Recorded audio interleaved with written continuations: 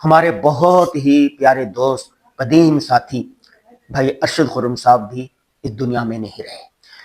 2025 کا دسمبر اور 2026 کا آغاز اتنے بڑے بڑے لوگ اولیاء اللہ علماء مشائخ دنیا سے چلے گئے ہیں۔ فائز صاحب کیا کہیں گے؟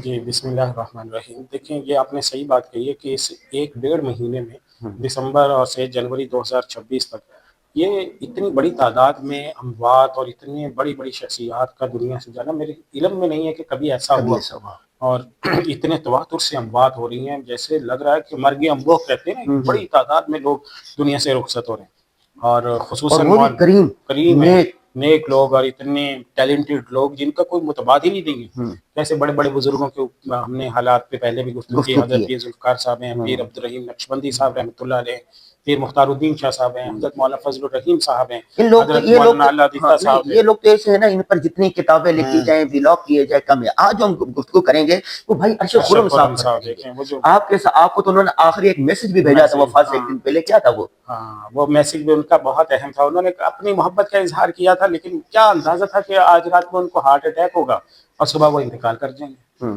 بڑی محبت والے میسج انہوں نے آخر میں مجھے بھیجا، اور اس کے بعد وہ چلے گئے۔ اللہ تعالیٰ ان کی مغفرت فرمائے۔ اور سب سے بڑی چیز میں جو یہ دیکھتا ہوں کہ ایک فن تھا، جو خطاطی کے فن میں بھی آزاد خطاطی، اور جو ایک کریٹیو انداز میں خوبصورت انداز میں جو الفاظ لکھنا اور نئے نئے اس میں آئیڈیاز لے کر آنا، اور خطاطی کے روایتی طریقوں سے ہٹ کے نئے نئے تجربات کرنا، یعنی ان کی خطاطی یا جس انداز میں انہوں نے سرخیاں لکھی ہیں ہفتہ روزہ شریعہ اینڈ بزنس کی، بچوں کا اسلام کی، خواتین کا اسلام کی، اسی طرح ہفتہ روزہ ختم نبوت کے وہ عمر بھر خطاط، اس کے علاوہ بے شمار اور ختم نبوت کے تو پکے مجاہد وہ تھے، کارکن تھے، عمر بھر ختم نبوت سے بھی وابستگی ماشاءاللہ سے رہی۔ تو اور جو فن تھا ان کے پاس کہ تجریدی انداز میں خطاطی کرنا، روایت سے ہٹ کے خطاطی کرنا، اور پھول کے انداز میں نہیں، اگر کوئی مر جاتا تھا نا تو اس کا وہ خط ایسے لکھتے تھے، اس سے پتہ چل رہا تھا وفات ہوگی، اور خوشی کا لمحہ ہوتا تھا نا، کیلی گرافی ایسے کرتے تھے کہ الفاظ بتاتے کہ یہ خوشی والے ہیں۔ اگر کوئی سیاسی مسئلہ ہوتا تھا تو اس میں اسی طرح لکھتے، یعنی جو سرخی ہوتی تھی اس کو اس انداز میں ڈیزائن کرتے۔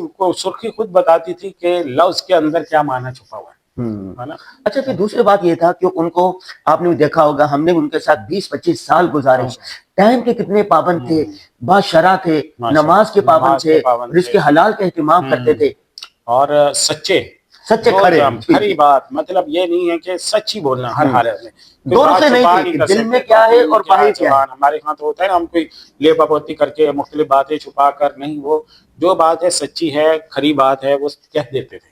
تو ماشاءاللہ اتنی، پھر میل جول کتنا اچھا تھا ان کا، لوگوں کو ریسیو کرنا، ان سے گفتگو کرنا، ان سے بات کر کے آپ کو سکون ملتا ہے۔ بعض لوگ ہوتے ہیں کہ جن سے آپ گفتگو کرنے کا آپ کا دل کرتا ہے، اور ادیبوں کے ساتھ ان کی پرانی دوستی تھی ان کے، اور ان کے بہت قریبی دوست، حال ہی میں 1 سال پہلے ان کا انتقال ہوا، راشد سیال صاحب، تو وہ ان کے دونوں استاد اور دونوں ہی دوست ہیں، تو وہ پہلے انتقال ہوا اور ان کے بعد اچانک ہارٹ اٹیک سے۔ اچھا بھائی صاحب یہ بتائیں کہ انہوں نے جتنی کیلی گرافی کی، جتنے خطاطی کی، مرنے کے بعد اس کا ثواب بھی تم کو ملے گا؟ بالکل ایسا ہی ہے، دیکھیں، اور ان کی خطاطی ایسی ہے جو استعمال ہوتی رہے گی، بہت سے ان کے لکھے الفاظ ہیں جو عمر چلتے رہیں گے، بہت سے شاگرد ہیں جو انہوں نے تیار کر دی ہے، وہ شاگرد ان کے اس مشن کو لے کر آگے چلیں گے، تو یہ سارا صدقہ جاریہ ہے۔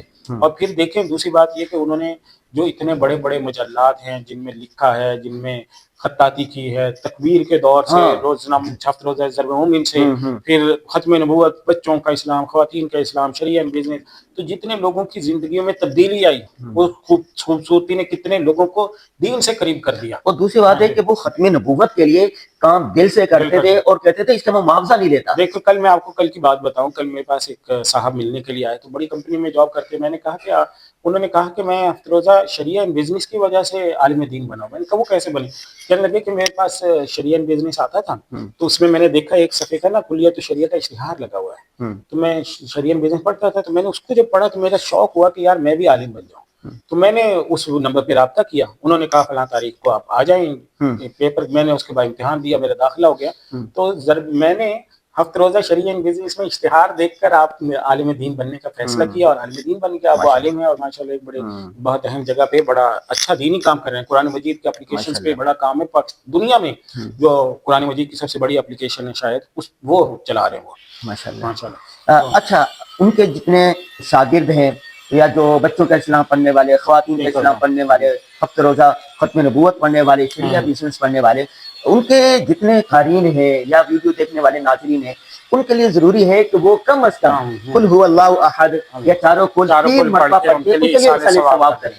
اتنا ہم کو بنتا ہے نا. بالکل، کہ ہم ان کو ایصال ثواب کریں، اپنی دعا میں ان کا حصہ رکھیں، تلاوت جو کرتے ہیں اس کا ہدیہ بھیج دیں. کبھی جب وہ یاد آ جائے، ان کی خطاطی اب نظر نہیں آئے گی، کم کم نظر آئے گی، جب نظر آئے تو دعا کے لیے ہاتھ اٹھا دیں. بہت سارے لوگ ہیں نا، ان کو پتہ ہے ایصال ثواب کیسا کرنا ہے. ہم کہتے ہیں نا ایصال ثواب کریں، وہ کہتے ہیں کہ وہ کیسے کرتے ہیں، مسنون ثواب کرنے کا طریقہ کیا ہے. مثلا آپ کو کہیں کہ آپ اپنے والد مرحوم کے لیے ایصال ثواب کریں، تو آپ کے پاس 1 منٹ ہے، تو آپ کس طرح ایصال ثواب کریں گے؟ دیکھیں، اگر آپ ایصال ثواب کا صرف مختصر وقت کے لیے پوچھیں تو وہ تو پھر اس کا طریقہ یہ کہ آپ قل هو اللہ احد 3 مرتبہ پڑھ دیجئے، تو قرآن مجید کے پڑھنے کا اس کے ثواب. لیے باوضو ہونا بھی ضروری وضو کرنا ضروری نہیں. اور لیکن جو اس کے علاوہ میں ایصال ثواب کے طریقے ہیں، ان میں سے ایک سب سے بڑا جو ایصال ثواب کا طریقہ حدیث سے پتہ چلتا ہے، لوگ بھی اپنے مرحومین کے لیے کرتے ہیں، وہ ہے کسی کے لیے صدقہ کر دینا.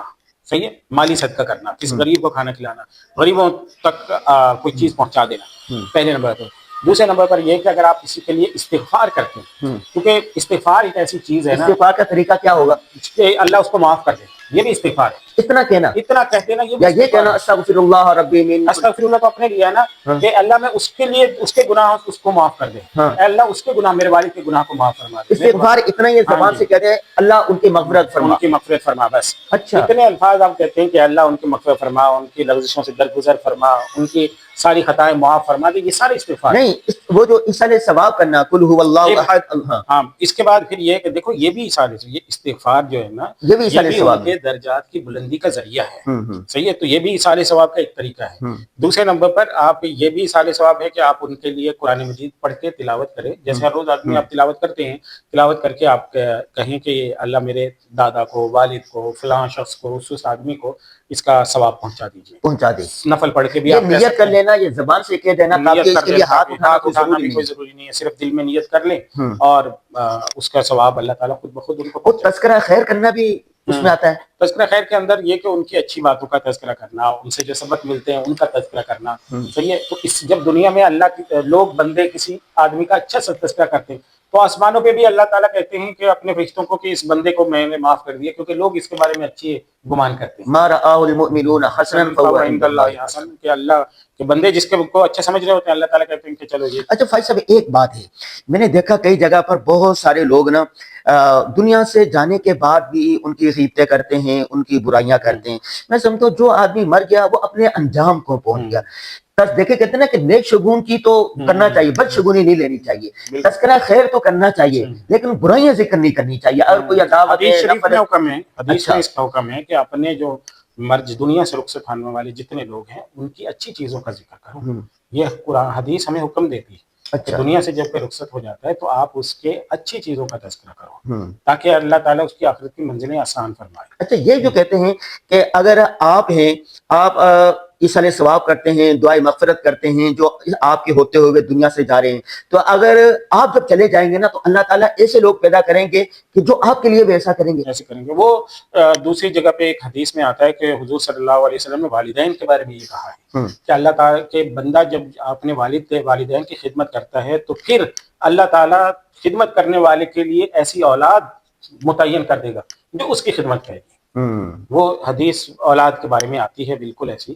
تو اسی وجہ سے اور اس سے مبرہ ہو کر اصل بات تو یہی ہے کہ قرآن اور حدیث جو ہمیں بتاتے ہیں وہ یہی ہیں کہ ہر مردے کا اچھا تذکرہ کرو، اس کی اچھی چیزوں سے کو عام کرو تاکہ وہ اچھائیاں پھیلیں، اور برائیاں کم ہوں۔ اچھا ایک بات نا لوگوں کے لیے بھی ہے کہ حدیث پاک میں یہ بھی آتا ہے نا، من سن سنتا حسنتا فعمل بها فله اجر مثلی، اگر کسی نے کوئی اچھا عمل جاری کیا، اچھی ویڈیو بنائی ہے، اچھی کوئی جگہ بنائی ہے، تو جب تک لوگ اس پر عمل کریں گے سوا اللہ نہ کرے، اگر کسی نے سینما بنا دیا، کوئی فلم بنا دی، برا ڈائلاگ کہہ دیا، بری کے مطلب یا ذو معنی الفاظ پر مشتمل اور آج کل تو بھائی غازی صاحب ایک اس کا نہیں، اس کا گناہ اس کو ملے گا۔ تو ایسے کام نہیں کرنے چاہیے جو مرنے کے بعد اس کے لیے گناہوں میں اضافے کا سبب ہے۔ آج کل تو ایک ریل آپ بنا دیتا، اگر کسی نے فحاشی کی ریل بنائی ہے اور اس کے مرنے کے بعد لوگ اس کو دیکھتے ہیں، شیئر کرتے ہیں، تو اس کو جہنم میں اس کا عذاب ملے گا۔ ابھی سوشل میڈیا پر میری کوئی ویڈیو چل رہی تھی، کہہ رہے ہیں کہ 22 کروڑ لوگوں نے اس فحاشی والی ویڈیو کو دیکھا۔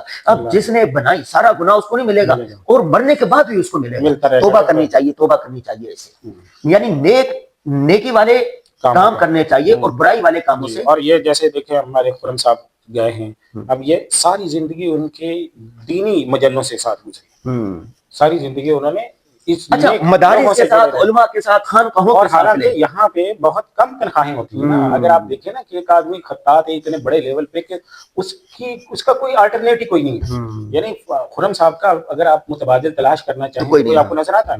کوئی بھی نہیں ہے نا۔ اس کے باوجود اس نے ترجیح یہ دی کہ دینی اداروں کے ساتھ، اور وہ کہتے ہیں بہت معمولی، میں نیک لوگوں سے محبت کرتا ہوں، اگرچہ میں اس میں سے نہیں، اللہ تعالیٰ اس کی وجہ سے بخش دیں گے۔ معمولی، وہ بہت معمولی تنخواہوں پہ کام کر رہے ہیں۔ جی ناظرین، آپ نے دیکھا ہمارے بہت ہی پیارے دوست تھے بھائی ارشد خرم صاحب، وہ دنیا سے چلے گئے، ہم سب نے ایک دن چلے جانا ہے، تو آپ سب جتنے لوگ ہیں جو جاننے والے ہیں، جو جامعۃ الرشید اور ان کے اداروں سے وابستہ ہے، ان سب ناظرین اور قارئین سے درخواست ہے کہ وہ کم از کم 3 مرتبہ سورہ اخلاص پڑھ کر دعائے مغفرت کریں، اور اسی طرح جتنا ہو سکے ان کے لیے صدقہ خیرات کا اہتمام کریں۔